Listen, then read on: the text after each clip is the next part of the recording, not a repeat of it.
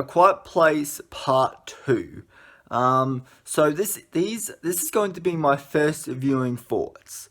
Before I get into this review, I am definitely going to watch this movie for a second time because I am very mixed on my thoughts here. But I thought you guys should know what I do think of this movie. Maybe upon a second viewing, my thoughts will change on this movie, and I might be like, wow, part 2 is even better than part 1. Like, who knows? My thoughts might change drastically after a second viewing. We will see. But until then, until I do get a second viewing video out for you guys, this is going to be my review for A Quiet Place Part 2 for now. And so there is a lot of good in this movie. So this isn't a bad movie. If you guys if you guys are thinking from what I said at the opening of this video, that like you guys might be thinking Dove doesn't like A Quiet Place Part 2. That is not true. It's just there are things in this movie that I thought the first movie did better over part 2. All the reviews I've seen of part 2 so far have said that this is a great sequel. And is it? Yes, like this is a great sequel. But like as a sequel goes, this is fantastic. It really is. But then as a movie, looking at part 1 and part 2, this one I didn't think was as I hate to say this, I didn't think this one was as effective as part 1. Like there is some great intense moments in part 2 for sure, and similar moments to the first one. But so I'll get into my reasons for why I think part 2 isn't as good as part 1. So the first one is it takes away what makes the first movie scary, which is sound design. The first movie used sound magnificently. Like that is such a high concept idea where the most tiniest of sounds can kill you. Like that is a cool idea.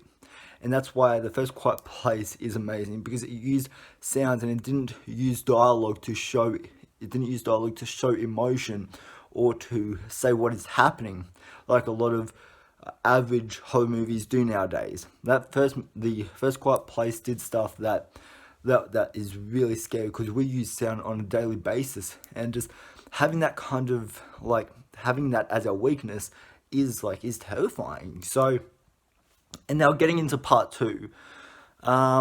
This movie, there is more talking in part 2. Like people do actually talk.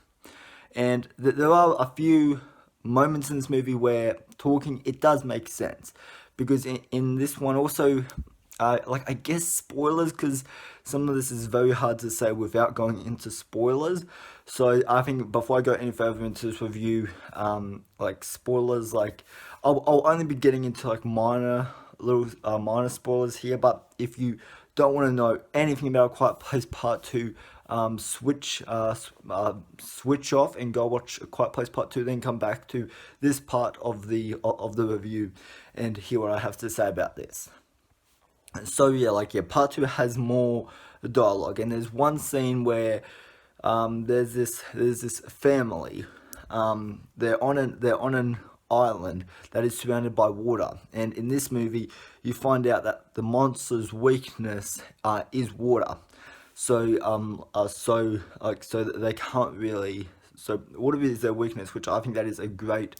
I think that does give the monsters a disadvantage in part 2. So I think that is great, and so this allows the family to actually talk and to actually communicate using words.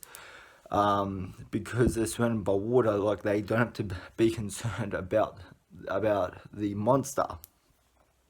But then on the other hand, with our main family in the movie that we are following from the first movie into part 2, there is more dialogue in this one, and it does kind of make sense, because I have this there's this what would I call it, there's this vault thing that they go into, which it's like it's really solid, so the voice can't echo and you can't hear anything like outside it. So this does give our family the advantage to talk. But then there's this other scenes where they're just talking, and um, it just it just like I don't know. I didn't find that as effective because it kind of just takes away everything that the first movie was, and I understand like that. I understand the first movie was kind of like one area, like it was a farm. It was like a farmhouse, and not only certain areas that they could go. Part two, there's more world building in it. Um, but yeah, it's just I don't know. I didn't like how there was more talking in part two. I mean, like in a way, they do still stay true to their to the rules they did set up in part one. And part two, like it does introduce what is it? It does introduce those new things where it gives up the where it gives the characters the advantage to talk.